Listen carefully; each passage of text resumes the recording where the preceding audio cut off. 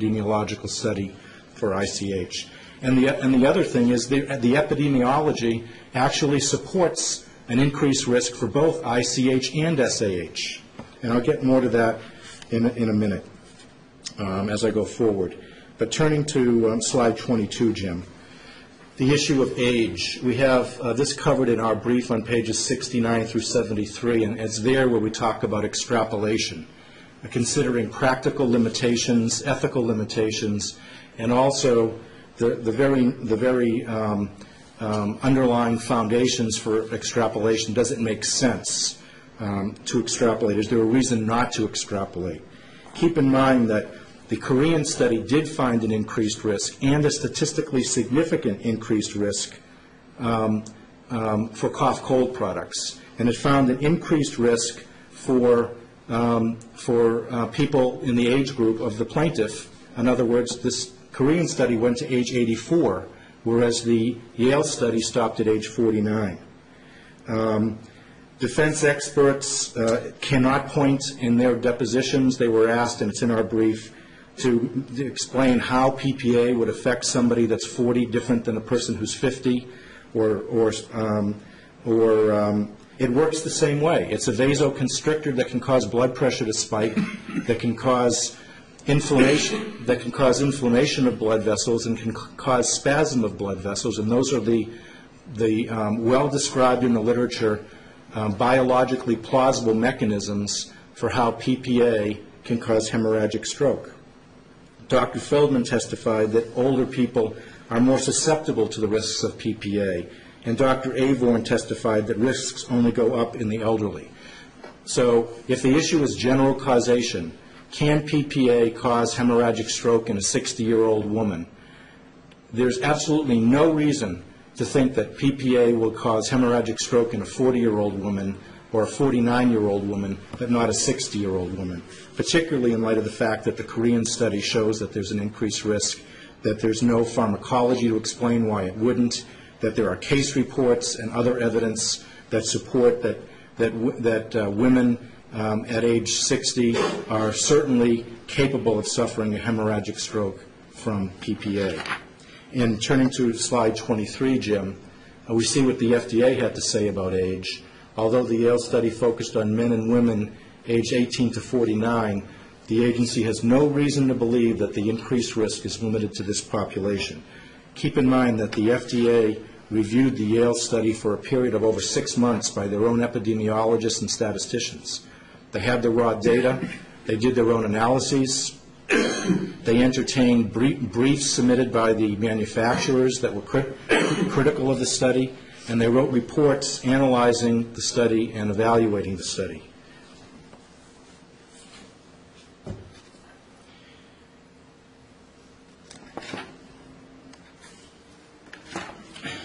I'm going to jump ahead, Jim, and I'd like to go to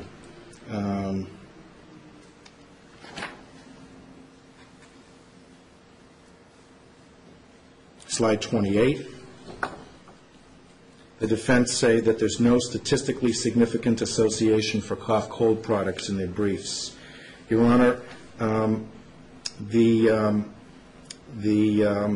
the defendant's use of the term no statistically significant association without explaining what that means is a misleading use of that phrase, because it's intended to cause someone to think that there's no increased risk, or the increased risk is so small that it should be ignored.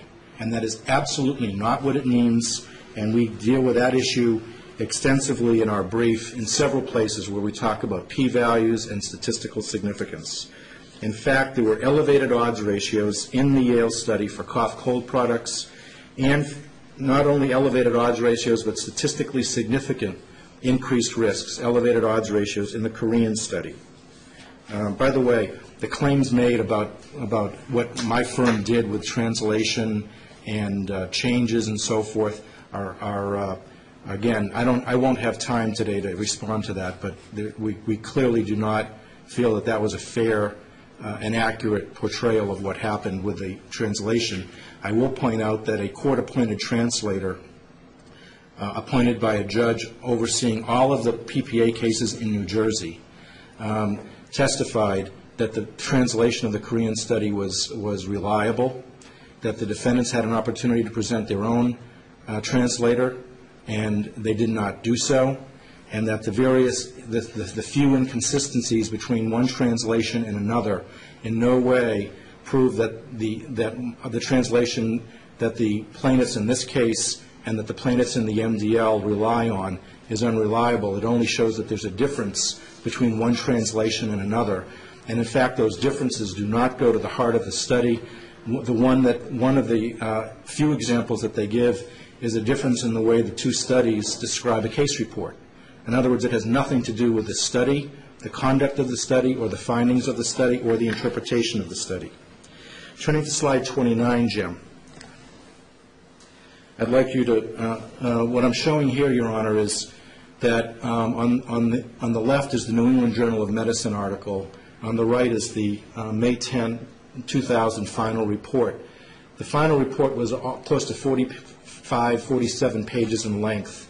It had multiple tables and appendices. It was the Yale study final report that then was edited down to become the New England Journal article. The New England Journal article had different p-values, different statistical significance testing than the final report. The final report used a one-tail test, which was pre-designated by the FDA, the sponsors, all of the people involved in the study felt that it was appropriate.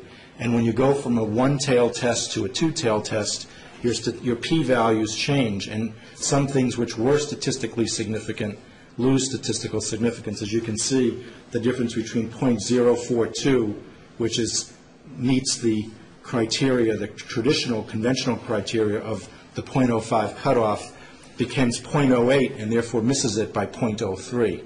And that difference between .08 and .04 is a difference of 0.04% on the issue of whether the results, the extent to which the results are likely to be explained by chance. And in a courtroom where we have a civil standard of preponderance of the evidence, the difference of 4% between .04 and .08 on the likelihood that an association could be explained by chance is not of great moment. It should not be to this court. Turning to page 30, Jim, the FDA, again, after the 6-month review, stated that in their report that the results, based on the final report that they reviewed, which also was peer-reviewed, Your Honor, found positive associations between PPA use and hemorrhagic stroke in all study objectives, and the study demonstrated a statistically significant increased risk of hemorrhagic stroke among both appetite-suppressant users and first-time users of PPA as a cough-cold remedy. That's not the way that the defendants have described those study results to this court. I'm going to skip over some slides, Your Honor, but I will tell you the plaintiff... We have about 5 more minutes to try and deal with this so we can give time for her. She's got a couple of minutes. She basically exhausted your time. I'll give you about 2 minutes to respond, but I do want you to address the specific causation expert, and I particularly want you to address this question about the validity of this late filed affidavit. I will. Okay. Your Honor, the defendants have mischaracterized Dr. Feldman's deposition. Let's put up slide page 55 of the deposition, Jim. If you'll tap that bottom right corner of that screen in front of you, that'll clear that squiggle. No, the monitor, the touch screen in front of you. Just tap the bottom right.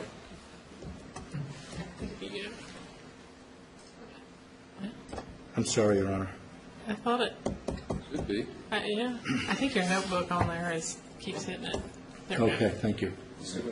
On page 56. The starting point is Ms. Carpenter didn't accurately portray the question and the answer. The question was, let me ask you, do you have an opinion regarding whether PPA was a bigger risk factor for Ms. Baggett than smoking in advancing age? And that question was modified, something that Ms. Carpenter skipped over. It was modified because I asked you mean on the day she had her hemorrhagic stroke? So that became the new question. And then it's what Dr. Feldman answered is, again, on the day that she had her hemorrhagic stroke, PPA was a bigger risk factor for her than smoking or advancing age because, and he gives that longer answer. And then she says, what is your basis for answering yes to that question? And his answer is, it's just the temporal association of the exposures. It's really nothing more to it than that. And of course, now that we're limiting the question and narrowing the question to the issue of on that day, that takes on quite a bit of a different significance. And it's also worth pointing out that in the same deposition, he made it clear that he's relying on more than temporality. He said, for example, on page 53, Jim, and if we look at lines 2 through 6,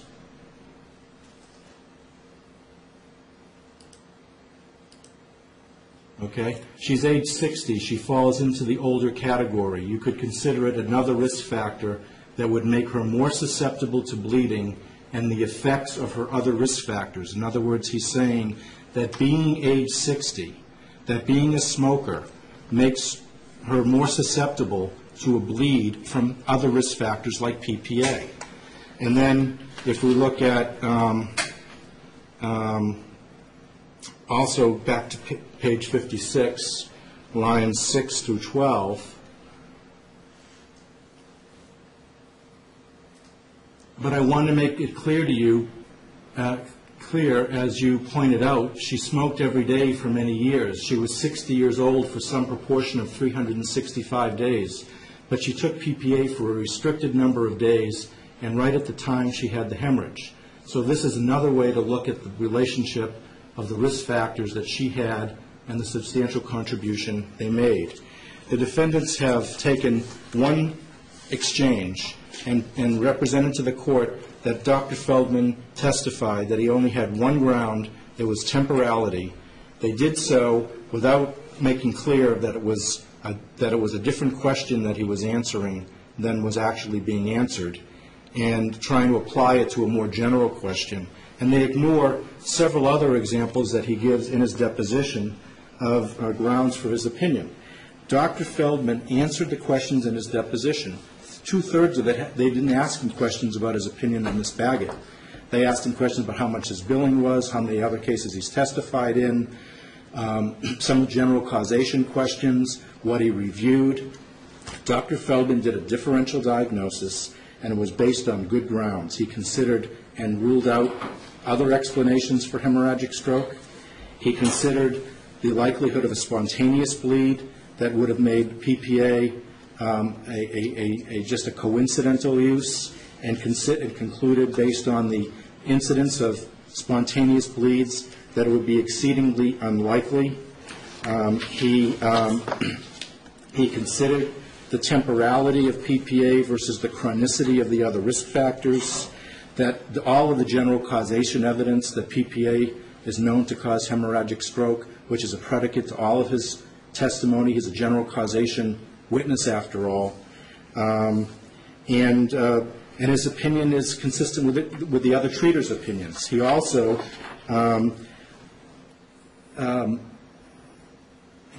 as grounds for the differential diagnosis, PPA was the only risk factor that could be viewed as a precipitating event, a trigger. Just like if you were shoveling snow up in New England, where I come from, and had a heart attack, there'd be no question you'd look to the precipitating event. Well, so too with hemorrhagic stroke. It's well known that acute blood pressure spikes, strenuous activities such as defecation, sexual activity, weightlifting, and even giving birth during pregnancy increase the risk of hemorrhagic stroke. So there's